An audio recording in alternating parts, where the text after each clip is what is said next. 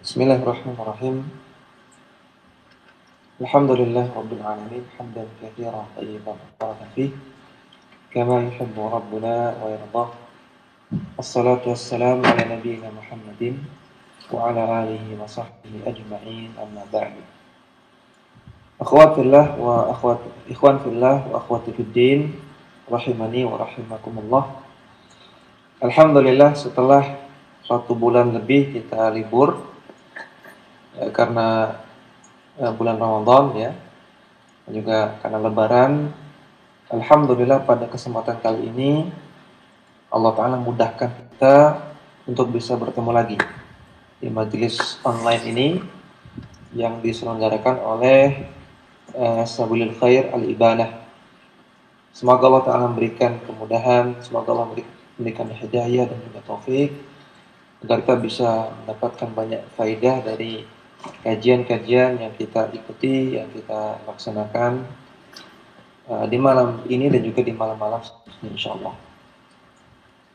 Dan seperti biasa, seperti pada pertemuan-pertemuan yang lalu, kita masih membahas kitab At-Ta'sil fi Thalabil Ilmi karya Syekh Muhammad bin Umar Bazmul hafizahullah ta'ala, yang membahas tentang pondasi-pondasi dalam menuntut ilmu syar'i atau landasan-landasan dalam menuntut ilmu syar'i.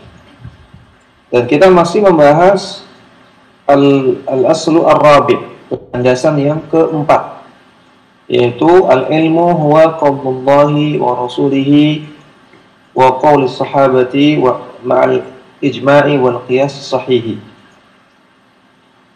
Ilmu adalah firman Allah, firman Allah, sabda Rasulnya sallallahu alaihi wasallam, dan juga ucapan para sahabat beserta dengan ijma dan juga qiyas yang sahih. Dan sedikit mereview kembali, merajaah kembali apa yang sudah kita sampaikan pada pertemuan-pertemuan yang lalu. Kita sudah bahas bab ini 2 pertemuan, ini pertemuan yang ketiga ya. Sedikit kita murajaah bahwasanya dalam berdalil,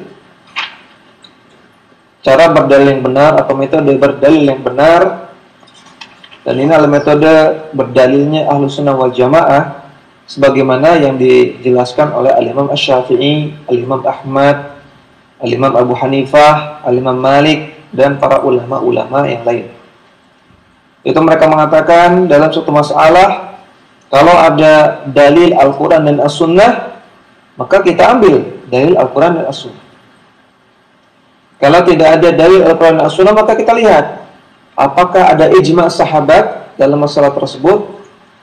Kalau ada ijma' sahabat, maka kita ambil ijma' sahabat. Kalau tidak ada ijma' sahabat, maka kita lihat pendapat sahabat. Pendapat sahabat yang tidak diselisihi oleh sahabat yang lain. Yang sudah kita bahas, pendapat sahabat kalau tidak diingkari oleh sahabat yang lain, tidak diselisihi oleh sahabat yang lain, maka ini dalil. Ketika ijma sahabat nggak ada, kemudian pendapat sahabat yang tidak diselisihi oleh sahabat yang lain juga nggak ada, maka kita ambil salah satu dari ikhtilafnya para sahabat.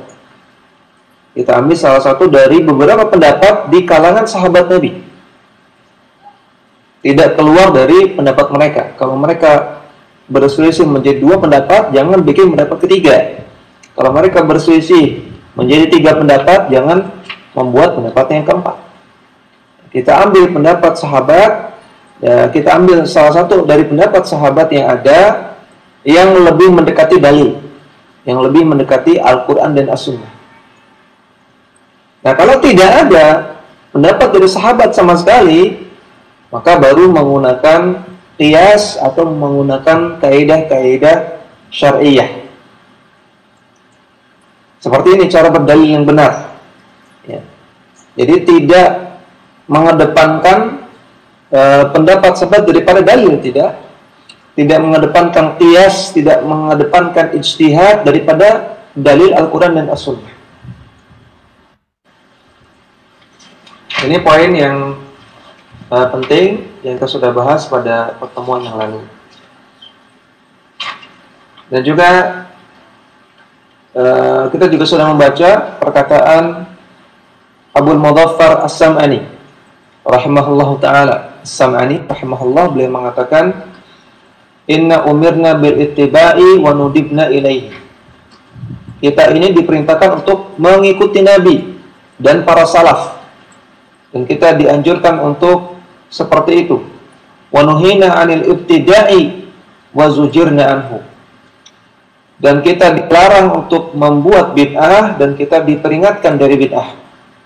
Wa syi'atu ahli sunnati ittiba'uhum lis-salafis salih. Dan syiarnya Ahlussunnah adalah kita mengajak untuk mengikuti salafus salih, mengikuti pemahaman salafus salih, wa tarkuhum kullama huwa mubtada'un muhdathun, dan meninggalkan semua yang diada-adakan dalam agama, semua yang bid'ah dalam agama. Syiar Ahlussunnah dua, mengajak untuk mengikuti pemahaman salafus salih, pemahaman salaf dalam memahami Al-Quran dan As-Sunnah, dan yang kedua mengajak untuk meninggalkan bid'ah. Jadi kalau kita lihat para ulama Ahlussunnah, para ustadz-ustadz sunnah, ketika pembahasan mereka tidak jauh-jauh dari ayo kita ikuti pemahaman salaf, ayo kita ikuti salaf, ayo bermanhaj salaf, ayo kita tinggalkan bid'ah, ayo kita jauhi bid'ah, ini bahaya bid'ah, dan seterusnya. Pembahasan mereka tidak jauh dari dua hal ini. Ini bukan karena mereka menjadikan ini sebagai slogan, ya, menjadikan sebagai trademark, atau karena hawa nafsu, atau karena ingin saja, karena iseng saja. Tidak. Karena memang syiarnya Ahlussunnah ini. Ini perkataannya As-Sam'ani. Syiarnya Ahlussunnah adalah ngajak orang untuk mengikuti pemahaman salafus saleh dan melarang orang untuk melakukan bid'ah. Ini syiar ulama Ahlussunnah sejak dahulu sampai sekarang. Kemudian juga Al-Imam Ibn Taymiyah rahimahullah ta'ala, beliau mengatakan, man fassara al-Qur'ana awil haditha wa ta'awwalahu ala ghairi tafsiril ma'rufi anil sahabati wa tabi'ina fahuwa muftarin ala Allah. Siapa yang menafsirkan Al-Quran dan hadis dan menakwilkannya dengan penafsiran yang tidak ma'ruf dari kalangan para sahabat atau para tabi'in, maka dia telah membuat kedustaan atas nama Allah. Dari dua perkataan ulama ini dan Ibnu Taimiyah rahimahumullah, maka kita dapati bahwasanya mereka mengatakan wajib menafsirkan Al-Quran dan As-Sunnah dengan salafus saleh. Dalam memahami Al-Quran dan As-Sunnah, kita pahami sesuai dengan pemahaman para sahabat, para tabi'in, para tabi'ut tabi'in. Nggak boleh bikin pemahaman yang baru. Nggak boleh mereka-reka sendiri. Ya, nggak boleh mikir-mikir ide sendiri. Ya, akal-akalan untuk menafsirkan Al-Quran dan As-Sunnah. Poin penting yang kedua yang perlu kita ingat lagi, yang perlu kita review lagi, bahwasanya memahami Al-Quran dan As-Sunnah wajib dengan pemahaman salafus saleh. Orang yang memahami Al-Quran dan As-Sunnah tidak dengan pemahaman salafus saleh, bikin-bikin sendiri pemahamannya, hasil renungan sendiri, hasil ide sendiri, maka dia berdusta atas nama. Kemudian poin yang penting juga yang perlu kita murajaah lagi, perkataan Al-Imam Ahmad bin Hanbal. Beliau mengatakan, iyyaka an tatakallama fi mas'alatin laysa laka fiha iman. Jauhilah Anda untuk berkata-kata dalam suatu masalah agama yang tidak ada pendahulunya, nggak ada imamnya. Jadi jangan statement dalam masalah agama yang itu berasal dari diri kita sendiri. Statement pribadi, pendapat pribadi, reka-reka sendiri, ide sendiri. Ada pendahulunya. Nggak ada dari para sahabat, nggak ada dari para tabi'in, dari para tabi'ut tabi'in, atau dari para ulama Ahlussunnah yang mengatakannya sebelumnya. Ini nggak boleh seperti ini. Jadi penuntut ilmu itu dituntut untuk banyak belajar, karena kita kalau ingin mengikuti manhaj yang benar, metode yang benar, tadi kata Ibnu Taimiyah, kata As-Sam'ani, dalam memahami Quran Sunnah, manhajnya adalah dengan mengikuti salafus saleh. mengikuti bagaimana pemahaman sahabat, pemahaman tabi'in, pemahaman tabi'in. Atau minimal kita menukil dari perkataan ulama. Kata Imam Ahmad tadi, jangan ngomong suatu statement yang tidak ada ulamanya, tidak ada pendahulunya. Maka kita perlu merefer kepada sahabat atau tabi'in atau ulama paling minimalnya. Jangan reka-reka sendiri. Oleh karena itu kita perlu belajar. Gimana kita bisa tahu ini pendapat sahabat seperti ini pemahaman tabi'in seperti ini, pemahaman tabi'in seperti ini, kalau kita nggak belajar. Ya, apa datang dari langit sendiri itu pemahaman? Kan nggak bisa. Harus belajar. Bagaimana kita tahu ini perkataan sudah ada ulama yang mengatakannya atau belum? Ini perkataan ulama fulan, ulama alan. Gimana kita tahu kalau kita nggak belajar? Ya, baru kita lanjutkan ya. Penjelasan dari Syekh Muhammad bin Umar Bazmul, hafizahullah ta'ala. Kalau di kitab saya ini halaman 32. Ya, di PDF itu ya seperti yang ditampilkan di layar. Poin yang keempat, halaman 27. Poin yang keempat, min ajli hadal asli bahwa Qur'anil azimi wa sunnatin nabawiyyati ala dawi fahmi sahabati ridwanullah alaihim. Tara ahlas sunnati wal jama'ati ahlal hadithi la yakhuduna fi tafsiril Qur'anil azimi wa bayani ma'anil hadithi bimujarrati wal ra'yi wal ma'quli. Masih dalam cakupan kaidah ini. Kaidahnya berbunyi wajib memahami Al-Quran Al-Azim yang mulia dan Sunnah Nabawiyah di bawah atau zaman para sahabat ridwanullah alaihim ajma'in. Maka konsekuensi dari kaidah ini, para ahlas sunnati, Anda akan melihat para orang ahlus sunnah wal jamaah dan juga ahlul hadith. Ahlus sunnah wal jamaah dan ahlul hadith ini sama ya. Ini nama lain dari Ahlussunnah wal Jamaah adalah Ahlul Hadits.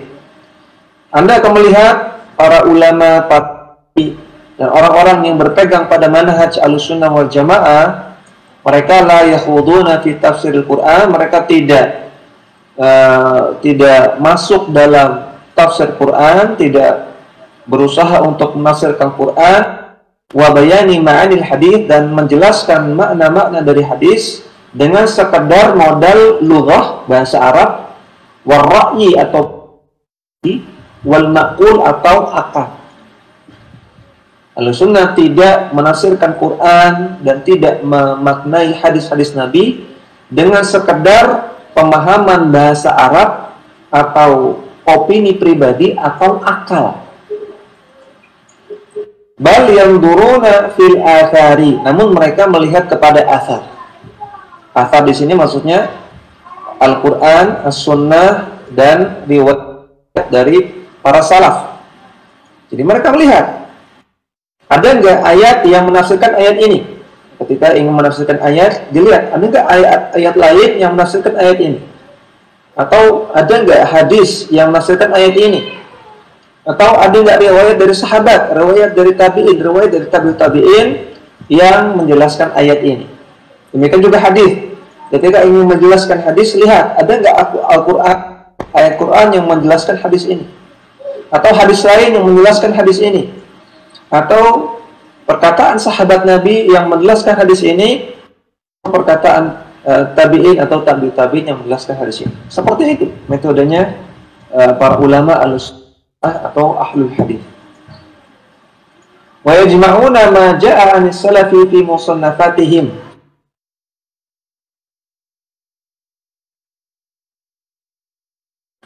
Dalam tulisan-tulisan para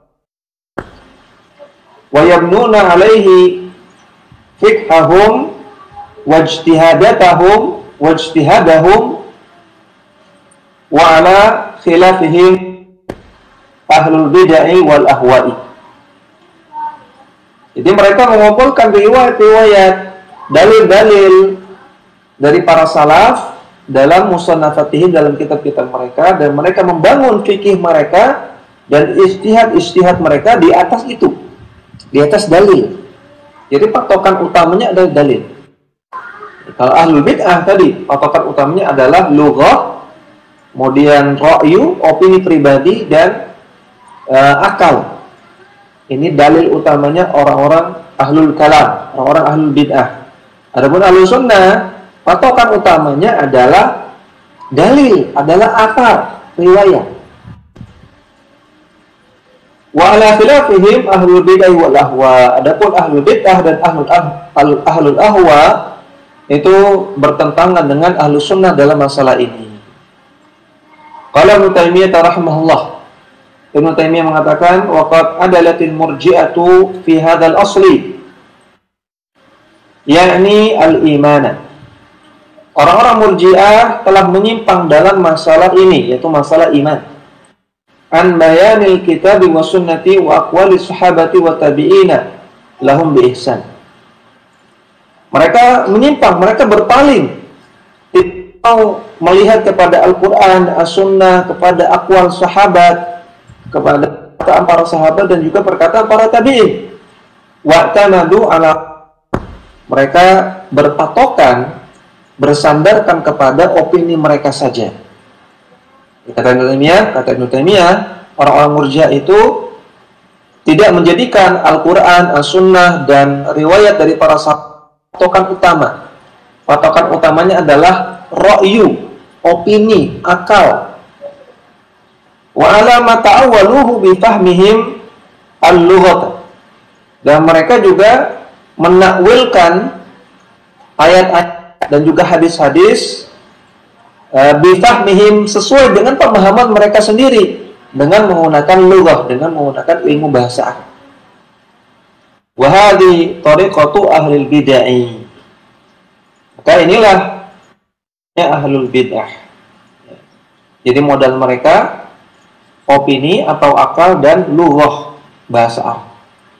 Jadi ikhwan fillah wa akhwati fiddin rahiman wa rahimakumullah, orang itu pintar bahasa Arab itu belum tentu dia di atas kebenaran. Pintar bahasa Arab belum tentu di atas kebenaran. Orang pintar bahasa Arab belum tentu menjadi ahlu sunnah, belum tentu akidahnya benar, belum tentu manhajnya benar. Walaupun dia misalnya S3 ya, S3 dalam lughah atau bahkan menjadi ulama dalam bidang lughah, belum tentu akidahnya benar. Ya, maka jangan sampai tertipu dengan orang-orang yang ahli lughah, ahli bahasa, namun akidahnya menyimpang. Ya, karena kata para ulama demikian. Orang-orang ahlul bid'ah, orang-orang ahlul kalam, mereka patokan utamanya adalah akal dan lughah.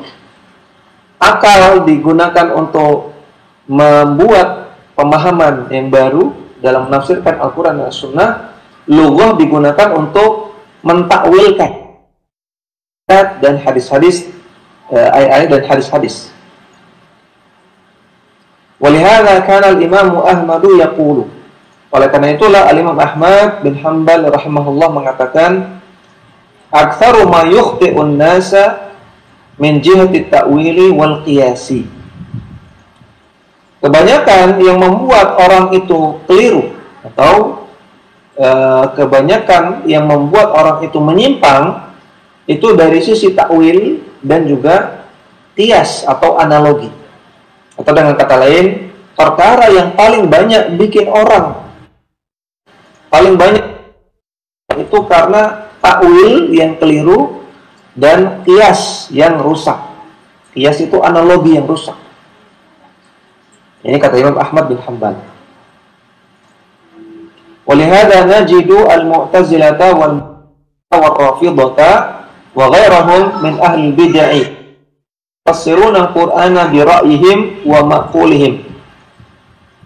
Oleh karena itu kita dapati orang-orang Mu'tazilah, orang-orang Murji'ah, orang Syiah Rafidah, dan juga selain mereka dari kalangan ahli bid'ah, mereka menafsirkan Al-Quran sekedar dengan ra'yu, dengan opini mereka, wa ma'qulihim, dan juga dengan akal mereka.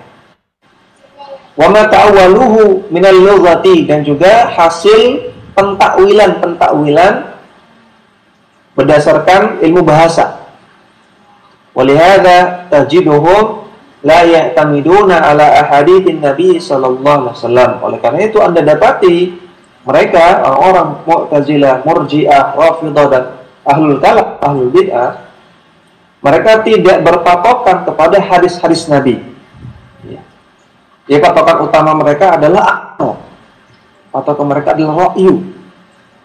Dalil utama mereka itu akal. Ya. Dan ini perlu diketahui, ini mereka nyatakan sendiri terang-terangan. Orang-orang Mu'tazilah, ulama-ulama Mu'tazilah, mereka terang-terangan mengatakan bahwasanya patokan utama itu akal. Yang itu akal. Karena kata mereka, ayat dan juga hadis ini relatif. Ya. Bisa dipahami macam-macam. Ya, maka nanti yang menentukan Al-Quran itu benar atau tidak, akal. Yang menentukan hadis itu benar atau tidak, akal. Kalau ada ayat, kalau ada hadis yang tidak masuk akal, maka di antara dua cara menyikapinya menurut mereka, imma ditolak atau imma ditakwil. Jadi ini metodenya Mu'tazilah. Kalau ada ayat Quran atau hadis Nabi menurut mereka nggak masuk akal, maka mungkin mereka akan menolak hadis tersebut. Kalau hadis mungkin oleh mereka. Atau kalau nggak mungkin ditolak, mereka takwilkan. Oh, ini maknanya bukan seperti ini, tapi maknanya ini nih menurut mereka dari pemahaman mereka. Jadi sekali lagi, orang-orang ahlu bid'ah, orang-orang ahlul kalam, patokan utamanya, landasan utamanya adalah akal, bukan dalil. Was-sahabati wa tabi'ina wa a'immatul muslimina. Dan mereka juga tidak berpatokan, tidak sahabat, kepada para tabi'in dan juga kepada para imam-imam kaum muslimin.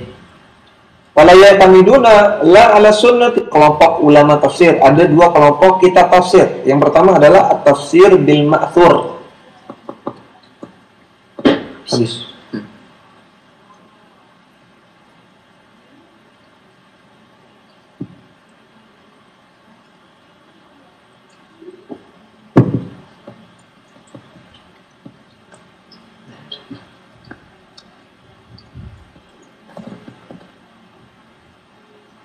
Nanti.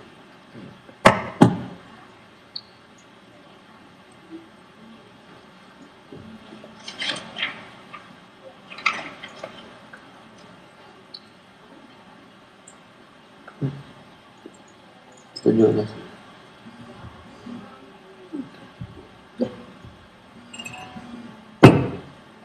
Iya. Assalamualaikum. Ya, aku tadi terputus ya. Nah, jadi kita lanjutkan. Ada dua kelompok atau dua kategori kitab tafsir, ada dua kelompok ulama tafsir, dua metode. Yang pertama at-tafsir bil ma'thur, menafsirkan dengan ma'thur. Ma'thur itu riwayat. Ada kitab-kitab tafsir yang menafsirkan ayat dengan riwayat-riwayat, menafsirkan ayat dengan riwayat. Riwayat di sini bisa berupa hadis, bisa berupa perkataan sahabat, bisa berupa perkataan tabi'in atau tabi'ut tabi'in. Ini namanya riwayat. Ma'thur, tafsir bil ma'thur. Yang kedua, ada at-tafsir bil ra'yi, menafsirkan dengan ra'yu, dengan pendapat. Jadi ada dua model dalam ilmu tafsir. Ada at-tafsir bil ma'thur, ada at-tafsir bil ra'yi. Metode yang terbaik adalah metode at-tafsir bil ma'thur, menafsirkan ayat dengan riwayat tadi. Dan ini yang dikritik tadi oleh Syekh Umar Bazmul, Muhammad Umar Bazmul dari Ahlul Bid'ah. Ahlul Bid'ah tidak mau, atau mereka tidak menjadikan patokan utama tafsir bil ma'thur. Yang mereka jadikan patokan utama tafsir bil ra'yi. Di antara contoh kitab-kitab at-tafsir bil ma'thur, contohnya ya, yaitu kitab Tafsir At-Tabari. Tafsir At-Tabari karya Al-Imam Abu Ja'far At-Tabari atau Ibnu Jarir At-Tabari. Ibnu Jarir At-Tabari. Ini kitab Tafsir bil ma'thur yang paling bagus. Saya lupa ada berapa jilid, ada 20-an jilid kalau nggak salah. Tafsir At-Tabari sangat tebal sekali. Yang beliau setiap ayat membawakan riwayat-riwayat dari para salaf, dari hadis Nabi SAW dan juga riwayat dari para sahabat, dari para tabi'in. Luar biasa, saking lengkapnya kitabnya jadi tebal sekali. Dan kalau kita ingin melihat tafsir yang paling valid gitu ya, yang paling lengkap, buka Tafsir At-Tabari. Semua ayat itu ada dari para salafnya di sana. Luar biasa. Kemudian juga di antara kitab Tafsir bil ma'thur adalah kitab Tafsir Al-Baghawi. Tafsir Al-Baghawi. Di antaranya juga kitab Tafsir Al-Qurtubi. Di antaranya juga kitab Tafsir Ibnu Katsir rahimahullah. Di antaranya juga kitab Tafsir As-Sa'di. Ini yang kontemporer, kitab Tafsir As-Sa'di. Ini kitab Tafsir bil Ma'thur yang mukhtasar, yang ringkas. Ada yang tercetak 1 jilid saja, ada yang tercetak 2 jilid. 1 jilid sudah menafsirkan 30 juz. Kitab Tafsir As-Sa'di ini luar biasa. Nah, ini beberapa contoh kitab Tafsir bil Ma'thur. Dan para penuntut ilmu yang pemula, ini sangat-sangat direkomendasikan untuk belajar kitab tafsir yang ma'thur ini. Ya, karena lebih selamat kitabnya, karena mereka, para penulisnya menafsirkan ayat-ayat Quran dengan riwayat, dengan hadis, atau dengan ayat Quran yang lain, dan juga dengan penafsiran para sahabat, para tabi'in. Selamat.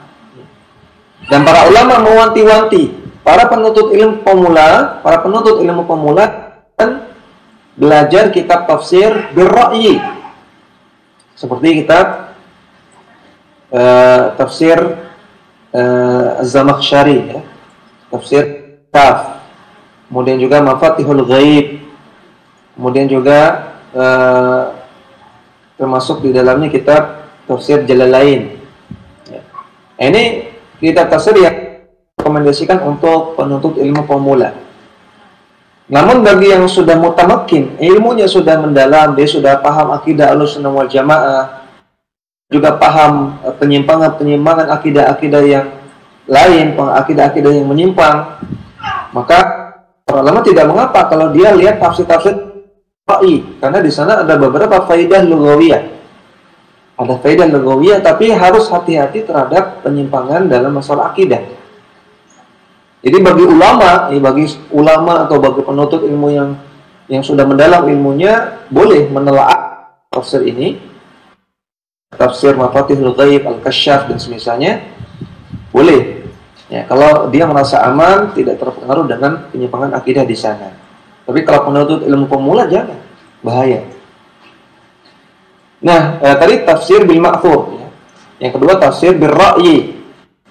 Ini sudah saya sebutkan contoh-contohnya, contoh kitabnya. Nah, namun tafsir bil ra'yi ini ada rincian. Ya, tafsir bil ra'yi ini kan menafsirkan dengan pendapat. Ada rincian. Pendapatnya pendapat siapa? Ya, kalau tafsir bil ra'yi sahabah menafsirkan dengan pendapat sahabat, maka ini bisa diambil. Menafsirkan dengan pendapat tabi'in yang mereka ahli tafsir, maka ini juga bisa diambil. Jadi ini pendapat siapa dulu. Tapi kalau orang-orang belakangan, bukan pendapat para salaf, maka ini yang perlu diwaspadai. Apalagi pendapat orang zaman sekarang. Jangan tafsirkan Quran renungan pribadi, hasil akal-akalan pribadi, hasil ide pribadi, kreatif pribadi. Jangan. Ini Al-Quran ini bukan novel, bukan fiksi ya. Bisa di akal-akali, bisa bisa dibuat konten, kreatif konten, nggak bisa. Ini Al-Quran, hati-hati. Tadi kata Ibnu Taimiyah, siapa yang menafsirkan tidak sesuai dengan penafsiran salafus saleh, maka dia membuat kedustaan atas nama Allah. Ya, lanjut. Tadi kata Syekh Muhammad bin Umar Bazmul, kita dapati orang-orang ahlu bid'ah tidak berpatokan pada kitab-kitab tafsir bil ma'thur wal hadithi, mereka juga tidak berpatokan pada hadis, wa atharis salaf, dan mereka tidak berpatokan pada athar atau riwayat dari para salaf.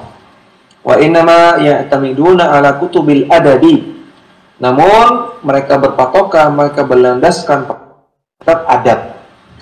Kitab-kitab adab itu kitab-kitab sastra. Wa kutubil kalami, dan juga kitab-kitab ilmu kalam.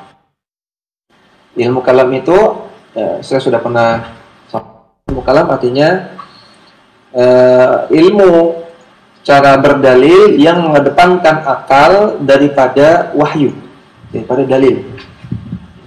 Ilmu kalam adalah ilmu yang di sana menetapkan akidah Islam dengan mengedepankan akal daripada wahyu. Bukan berarti orang ahlu sunnah tidak pakai akal. Akal diperlukan. Ya, kalau kita nggak punya akal, namanya gila dong.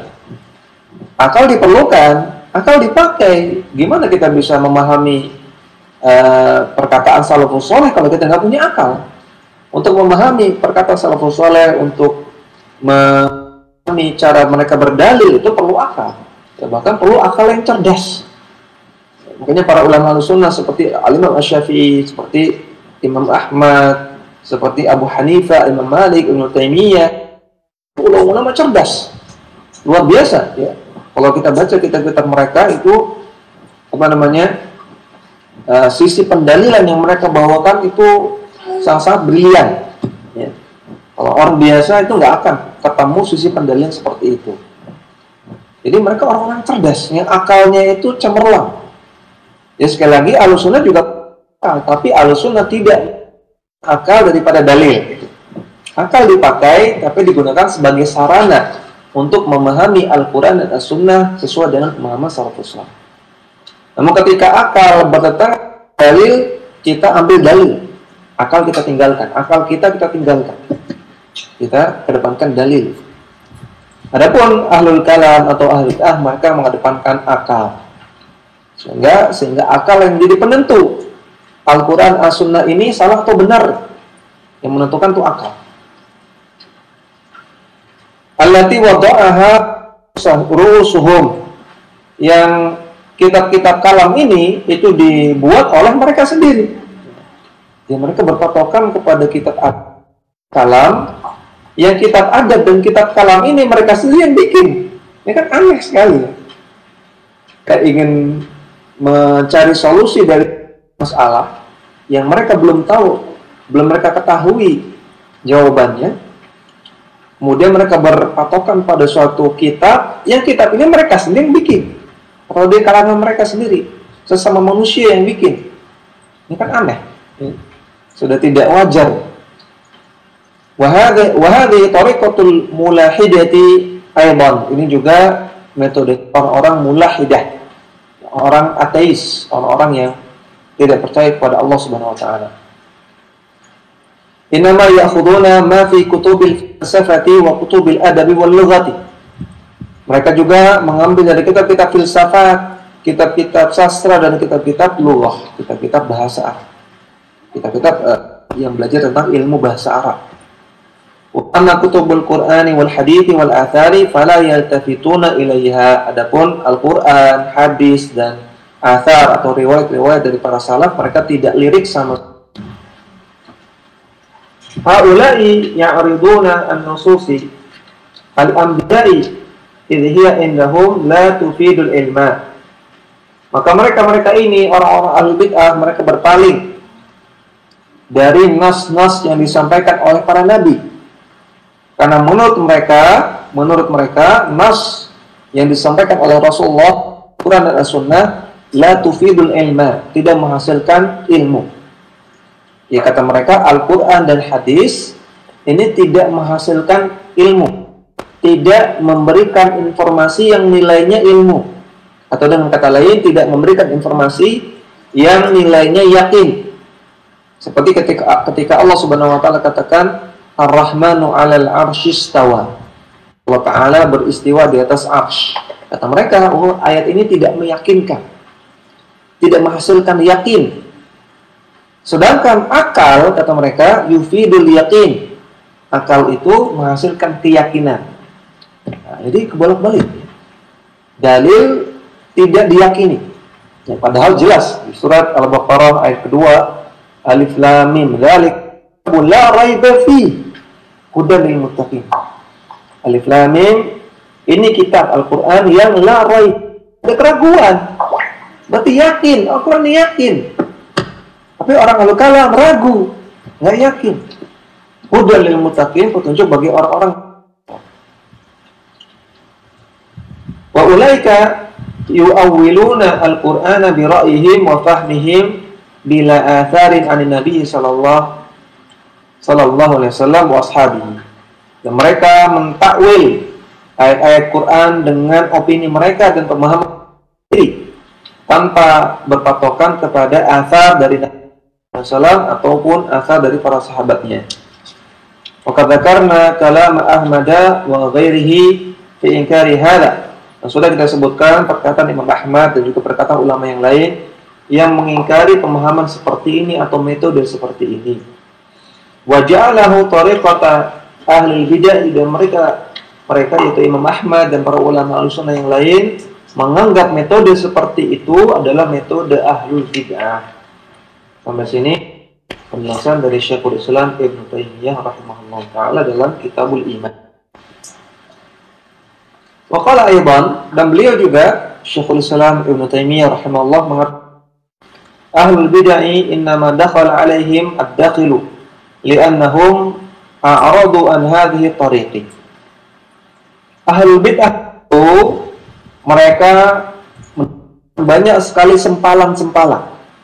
Banyak mereka itu dipenetrasi, dimasuki pemahaman-pemahaman yang lain karena mereka berpaling dari metode yang benar ini.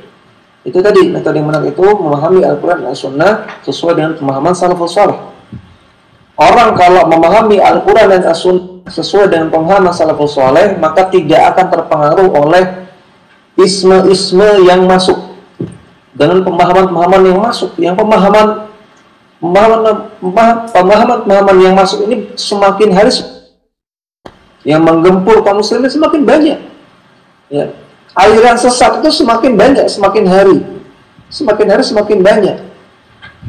Nggak usah jauh-jauh, di Indonesia saja itu aliran sesat itu banyak. Ya. Ya, ada aliran, kemarin ada aliran yang rambut merah, ya, yang meyakini tidak tidak wajib sholat, tidak wajib puasa. Ya, ada aliran ada aliran kerajaan ubur-ubur, ya, ada Sunda Empire, macam-macam. Semakin hari semakin banyak. Ada aliran-aliran baru, ada pemahaman-pemahaman yang baru. Nah, orang kalau dia berdalil atau bermanhaj dengan manhaj yang benar, memahami Al-Quran dan As-Sunnah dengan pemahaman salafus saleh, maka dia nggak akan terpengaruh dengan banyaknya pemahaman isma-isma ini. Kata Ibnu Taimiyah, ahlul bid'ah itu mudah sekali terpengaruh. Ada aliran liberal terpengaruh, ada sekuler terpengaruh, ada aliran apalagi terpengaruh, sehingga nanti muncul bid'ah yang baru, muncul lagi bid'ah yang baru. Kata Al-Imam Al-Barbahari rahimahullah dalam Syarh Sunnah, kebid'ahan itu akan melahirkan kebid'ahan yang baru. Kalau ada orang punya pemahaman bid'ah, kemudian nanti dia terinfiltrasi, terpenetrasi oleh pemahaman yang lain, sehingga nanti muncul pemahaman bid'ah yang baru. Ya, ada yang perjuangannya gitu ya, bid'ah perjuangan yang baru. Nanti yang baru ini muncul lagi yang baru. Maka dia tadi kata Ibnu Taimiyah, dakhala alaihim ad-dakhil. Ya, orang-orang ahli bid'ah itu mudah sekali termasuki oleh sempalan-sempalan. Karena mereka tidak menggunakan manhaj yang benar dalam beragama. Wasarau yabnuna dinal islami ala muqaddimatin yadunnuna sihhat.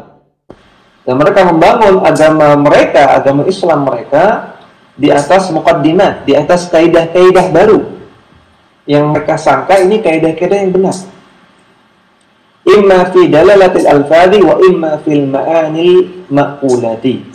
Yang kaidah-kaidah tersebut gunakan untuk memahami dalalatul alfadh, pendalilan dari sebuah lafaz ayat atau hadis, atau mereka gunakan untuk memaknai al-ma'ani al-ma'qulah, makna-makna yang terkandung dalam Al-Quran dan hadis. Wala yata'ammaluna bayanallahi wa rasulihi. Dan mereka tidak merenungkan sama sekali penjelasan dari Allah dalam Al-Quran dan juga penjelasan dari Rasulullah sallallahu alaihi wasallam. Wa kana muqaddimatun wa kullu muqaddimatin tukhalifu bayanallahi wa rasulihi fa innaha takunu dhalalatan. Dan semua kaidah yang bertentangan dengan penjelasan Allah dan Rasulnya, maka itu semua kaidah-kaidah yang sesat. Sampai sini penjelasan Ibnu Taimiyah. Wajrul ahadithi wal athari salafiyati. Dan mereka juga ahlul bid'ah, mereka menghajar, mereka memboikot hadis-hadis Nabi dan athar-athar salafiyah. Maka kita ada orang-orang ahlul bid'ah itu, orang-orang ahlul bid'ah ketika kita sampaikan hadis yang sahih, mereka ketika kita sampaikan kepada mereka hadis-hadis yang sahih yang bertentangan dengan akidah mereka, dengan manhaj mereka, marah, akan jengkel. Padahal disampaikan hadis Nabi yang mengatakan siapa? Nabi sallallahu alaihi wasallam. Hadisnya sahih. Ketika bertentangan dengan manhaj mereka, dengan akidah mereka jengkel. Bayangkan disampaikan hadis jengkel. Adapun Ahlus Sunnah disampaikan hadis, selama hadis itu sahih, maka akan bergembira, berbahagia. Alhamdulillah, saya sudah baru. Saya dapat ilmu baru. Saya dapat perkataan Nabi saya yang saya cintai. Semakin saya dapat banyak sabda Nabi saya, semakin sunnah demikian. Tapi al-bid'ah disampaikan hadis sahih yang bertentangan dengan manhaj mereka, jengkel, marah. Wa'timadu mujarrabil lughati wal aqli fi fahmil Qur'ani wal hadithi. Mereka berpatokan sekedar dengan lughah, dengan kaidah bahasa Arab dan juga dengan akal mereka dalam memahami Al-Quran dan hadis. Wa tariqu rukbihi fi hadzal qarni ahlul istishraqi. Dan juga mereka menjalani jalannya orang-orang yang membersamai mereka di masa sekarang, yaitu ahlul istishraq, orang-orang orientalis. Ya, kalau kita dapati metode berdalilnya orang-orang orientalis yang suka mencela Islam, yang suka menjelek-jelekan Islam, itu metode berdalilnya sama dengan metode berdalil ahlul bid'ah. Metodenya sama, persis. Itu dengan mengedepankan akal, yang mengedepankan sisi bahasa. Fa inna ahwajahum al-bahthu ila khabarin naqaluhu min kutubil jahidhi. Karena perilaku mereka adalah al-bahth, suka mencari-cari khabar-khabar yang mereka nukil dari kitab-kitab yang jahil, kitab-kitab yang tidak bermanfaat. Atau min kitabil aghani, atau dari kitab-kitab yang isinya syair-syair, nyanyian. Atau ini mungkin nama kitab ya, kitab Al-Aghani, nama kitab. Kitab Aghani artinya nyanyian. Atau min al-aqdil farid, atau kitab Al-Aqdul Farid, ini kitab. Fa in dhaqa alaihim an-naqlu qalu hadza muqtadal aqli. Andaikan mereka enggak bisa menukil kaidah dari kitab-kitab filsafat, kitab-kitab manfaat, kitab-kitab yang buruk, mereka akan mengatakan ini muqtada al-aql, ini konsekuensi akal. Artinya mereka main akal, main logika. Jadi orang-orang ahli bid'ah, orang-orang orientalis, orang-orang ahlu kalam, mereka suka nukil perkataan dari kitab juga, ya. Hati-hati ya, nggak semua nukilan dari kitab gundul itu benar. Dilihat dulu, ini apa? Ini kitabnya apa? Yang nulis siapa? Jangan tertipu. Apa namanya? Mentang-mentang dari kitab gundul ini dinukil bahasa Arab, berarti ini bagus, berarti ini baik. Enggak. Ini orang-orang istishraq, ini orang-orang orientalis. Terkadang orang orientalis itu non-muslim. Mereka juga suka nukil dari kitab gundul, luar biasa kan? Makanya teman-teman ikhwah dan akhwat sekalian yang belum bisa bahasa ya, nanti mudah terpengaruh oleh mereka kan kalau kita nggak paham. Jadi bersemangatlah belajar bahasa Arab ya. Kalau orang yang belajar bahasa Arab aja belum tentu selamat, apalagi yang nggak belajar bahasa Arab. Nah, jadi mereka suka nukil dari kitab-kitab gundul, tapi kitab-kitab gundulnya kitab-kitab yang bermasalah, kitab-kitab filsafat, ya, kitab-kitab sastra, kitab-kitab aghani tadi, kitab-kitab syair-syair. Kalau mereka nggak bisa nukil, mereka akan main akal. Wal muslimul ladzi yattabi'u ma kana 'alaihi nabiy sallallahu alaihi wasallam wa ashabuhu yuqayyidu fiqhahu wa fahmahu lil Qur'anil 'azim wa sunnatin nabawiyyati bi fiqh sahabati ridwanullah alaihim ajma'in. Adapun seorang muslim yang mereka mengaku mengikuti Rasulullah sallallahu alaihi wasallam dan juga mengikuti para sahabatnya, mereka akan senantiasa mengaitkan fikihnya dan mengaitkan pemahamannya terhadap Al-Quran dan juga terhadap hadis dengan fikihnya sahabat. Akan selalu dikaitkan. Ini gimana? Sahabat gimana prakteknya? Gimana sahabat pendapatnya? Seperti itu. La yakhruju anhum, tidak keluar dari pendapat mereka. Fa in badalahu ijtihadun aw nadharun fi mas'alati nadharin hal lahu salafun fiha ya'tam bihi. Orang yang mengikuti Nabi dan para sahabat, orang muslim yang benar, orang muslim yang lurus, tidak akan keluar dari manhajnya para sahabat, tidak akan keluar dari pendapatnya para sahabat, fikihnya para sahabat. Fa in badalahu ijtihadun aw nadharun, ketika dia berhadapan dengan suatu ijtihad atau dengan suatu pendapat dalam suatu masalah, maka mereka akan mempertanyakan apakah ada salaf yang ya'tamu bihi, yang kita ikuti dalam masalah ini. Ada enggak salafnya? Ada enggak sahabat yang bahas masalah ini? Ada nggak tabi'in? Ada nggak tabi'in? Ada nggak ulama yang sudah bahas ini? Kita lihat bagaimana pendapatnya. Seperti itu. Idh kullu khairin fi ittiba'i man salafa wa kullu syarrin fi ibtida'i man khalaf. Karena para ulama mengatakan semua kebaikan itu hanya bisa didapatkan dengan mengikuti generasi salaf. Dan semua keburukan itu karena ibtida', karena perbuatan bid'ah yang dilakukan oleh orang-orang khalaf, orang-orang belakangan. Wa'alaikum bil amril atiq, dan hendaknya kalian atau kita mengikuti perkaranya orang-orang terdahulu dalam masalah agama. Itu mengikuti salafus saleh. Jadi sebetulnya beragama itu mudah ya. Beragama itu cukup copy paste. Cukup kita mengcopy paste dari para salaf ya. Kita nggak dituntut untuk berkreasi, susah kalau kita berkreasi. Ya, kita nggak dituntut untuk bikin ide baru. Kalau urusan dunia silakan, ya bikin ide baru, mau bikin produk apa, bikin makanan apa silakan, seluas-luasnya. Tapi masalah agama simple, kita itu cukup ikuti. Makanya kata Abdullah bin Mas'ud, ittabi'u wa la tabtadi'u faqad kufitum. Katanya kalian ikuti saja sunnah Nabi dan para salaf. Jangan tabtadi'u, jangan bikin yang mau usah kreatif lah. Faqad kufitum, karena kalian sudah dicukupi dengan apa yang dituntunkan oleh Nabi. Sudah cukup. Kita saja kalau ingin mengamalkan semua yang diajarkan Nabi dan para salaf, nggak akan sanggup semuanya. Dari bangun tidur sampai tidur lagi, dari tanggal Muharram sampai tanggal 30 Dzulhijjah, semua sunnah kita amalkan nggak sanggup kita. Banyak sekali. Nggak usah jauh-jauh, dari bangun tidur sampai tidur lagi, sunnah-sunnahnya sudah kita amalkan semua belum?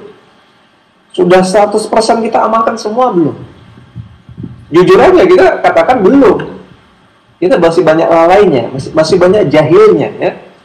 Dari mulai bangun tidur sampai tidur lagi, apakah semua sunnahnya sudah dilaksanakan semua apa belum? Kita belum bicara yang sunnah-sunnah di bulan Ramadan, di bulan Syawal, di bulan Dzulqa'dah, di bulan Dzulhijjah, di bulan Muharram. Kita cukup bercermin di satu hari aja lah, dari bangun tidur sampai tidur. Apakah semua sunnah Nabi dan sunnah sahabat sudah kita kerjakan semua? Jawabannya pasti belum. Kita banyak lalai, kita banyak jahil. Nah terus ngapain kita bikin-bikin yang baru, yang ada aja belum kita kerjakan semua, dan gak akan sanggup kita kerjakan semua. Ya. Jadi sekali lagi beragama itu mudah, cukup kita ikuti saja tuntunan Nabi SAW dan para salaf, nggak perlu kita bikin yang baru. Maka tugas besarnya adalah belajar. Ya.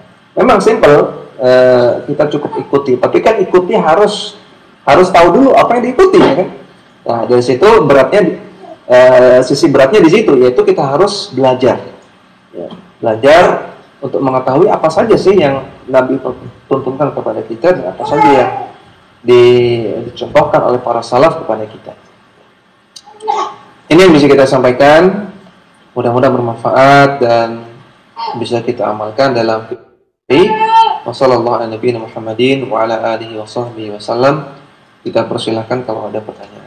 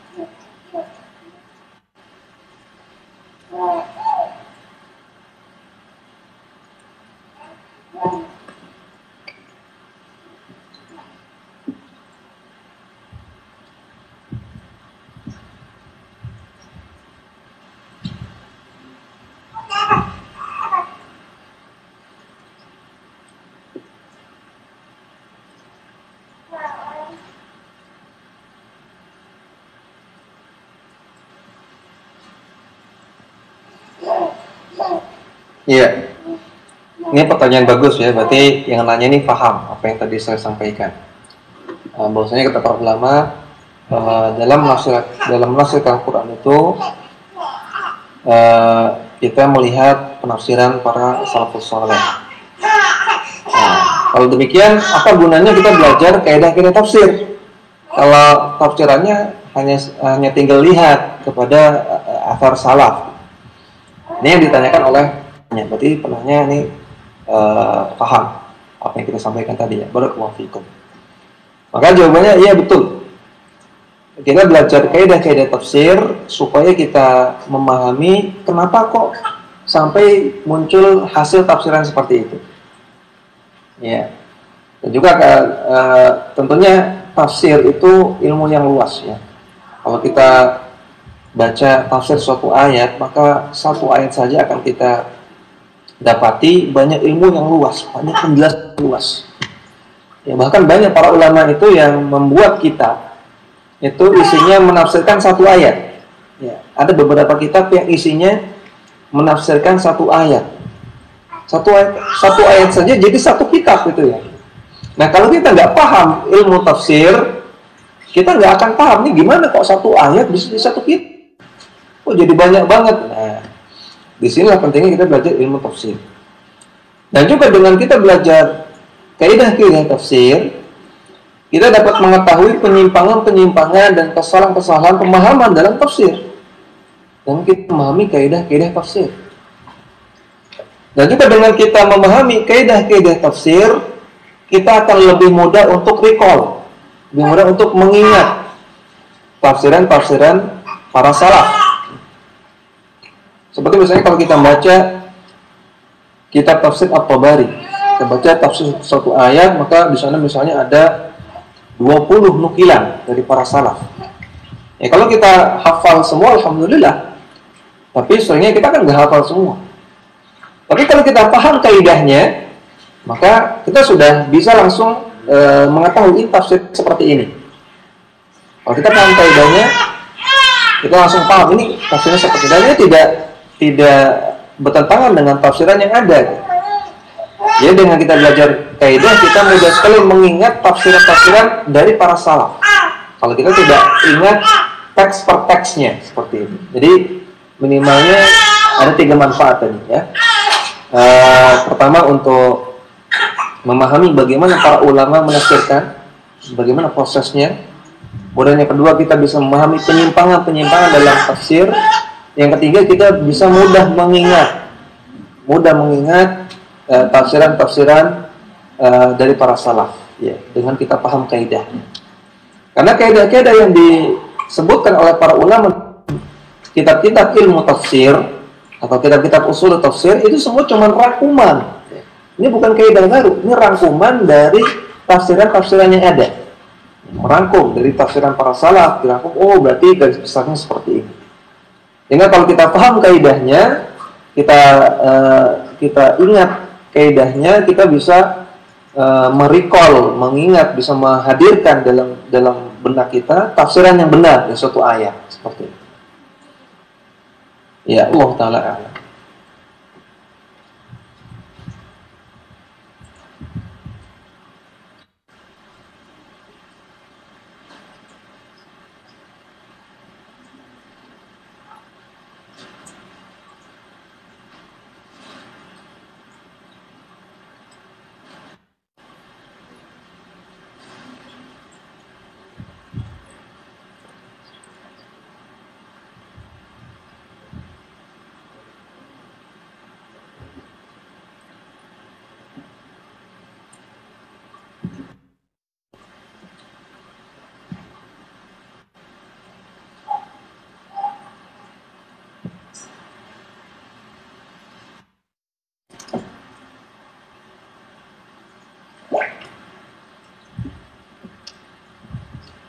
Ya. Kalau nggak ada pertanyaan, berarti saya yang nanya ya. Ya. Jadi ikhwafillah wa akhwati fiddin, ini ada kabar gembira untuk antum sekalian. Panitia membuat kuis ya. Ada 5 pertanyaan, bagi yang bisa menjawab dengan benar nanti akan mendapatkan hadiah. Mendapatkan hadiah dari teman-teman panitia. Sabil Khair Al-Ibanah. Hadiahnya kalau nggak salah dapat pulsa ya, dapat pulsa. Alhamdulillah. Ya. Nah, jadi ada 5 pertanyaan. Silakan nanti antum sekalian yang yang bisa menjawab. Gimana Mas Pratama? Ini prosedurnya. Sebut nama dulu atau langsung buka mic atau bagaimana?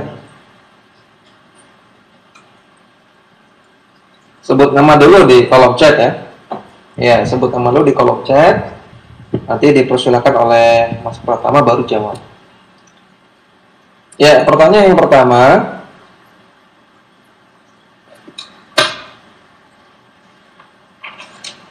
Bentar. Perkataan iyyaka an tatakallama fi mas'alatin laisa laka fiha imamun.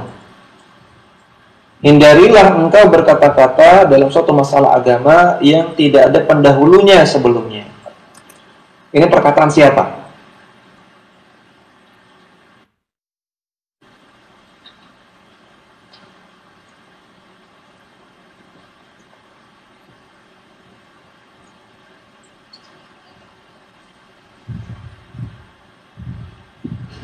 Ya, Mas Surya. Waalaikumsalam warahmatullahi wabarakatuh.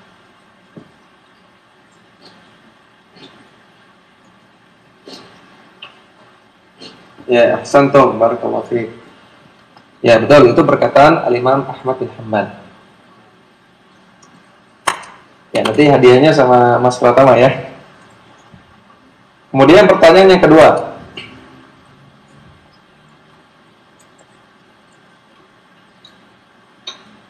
Perkataan ini bahasa Indonesianya ya. Bahwasanya syiar Ahlus Sunnah wal Jamaah adalah mengajak untuk mengikuti salafus saleh, mengikuti pemahaman salafus saleh dan meninggalkan bid'ah. Syiar Ahlus Sunnah adalah mengajak untuk mengikuti manhaj salafus saleh dan meninggalkan bid'ah. Ini perkataan siapa?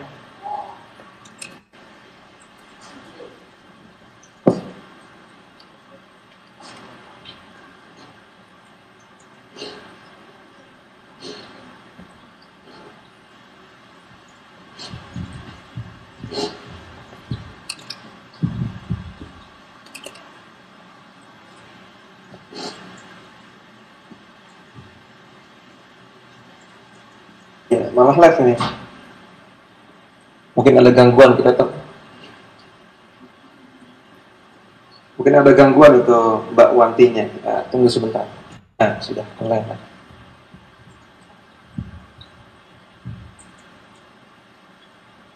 Waalaikumsalam warahmatullahi wabarakatuh. Tafadhali.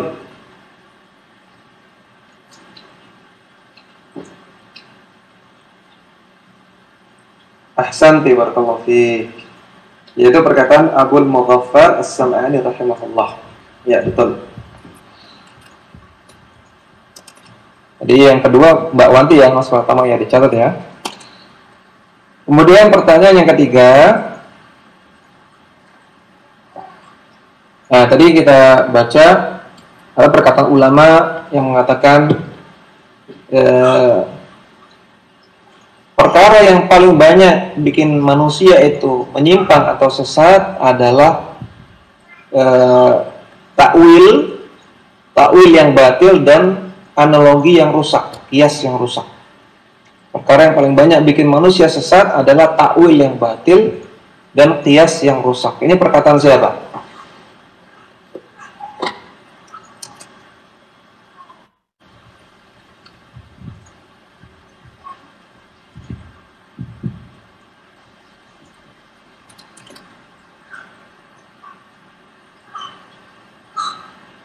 Waalaikumsalam warahmatullahi wabarakatuh. Ya, santi barakallahu fiik. Itu perkataan Imam Ahmad, betul. Ya, beliau mengatakan mana tadi? Aktsaru ma yukhti'un nasa ta'wil wal qiyas. Perkara yang paling banyak bikin orang itu sesat adalah takwil yang batil dan qiyas yang rusak. Ya. Pertanyaan yang keempat. Tadi kita dapatkan penjelasan bahwasanya orang-orang ahlul bid'ah atau ahlul kalam mereka tidak menjadikan Al-Quran dan As-Sunnah sebagai patokan utama, sebagai dalil utama. Kalau demikian, apa dalil utama bagi mereka? Apa patokan utama bagi mereka? Silakan.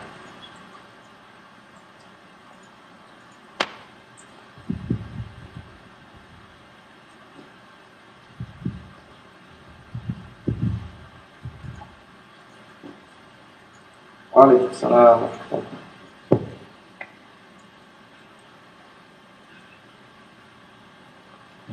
Ya, ahsantum. Betul ya. Dalil utama bagi ahlul kalam atau ahlul bid'ah adalah akal. Ya.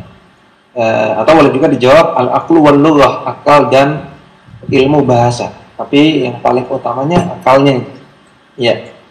Jawabannya betul ya. Barakallahu fiik. Pertanyaan yang terakhir, ya. Pertanyaan yang terakhir, tadi saya sebutkan beberapa contoh kitab yang menggunakan metode at-tafsir bil ma'thur. Ya, di beberapa kitab yang ini direkomendasikan oleh para ulama untuk penuntut ilmu yang menggunakan metode at-tafsir bil ma'thur. Sebutkan minimal 2 contoh kitabnya.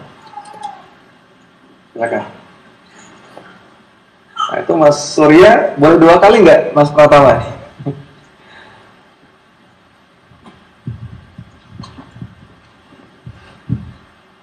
Ya, coba yang lain ya.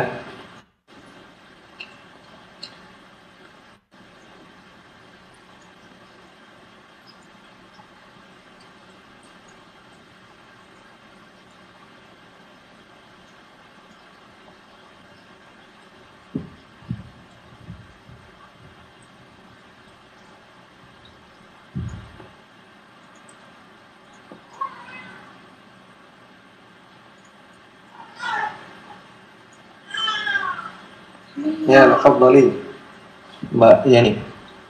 Waalaikumsalam warahmatullahi wabarakatuh.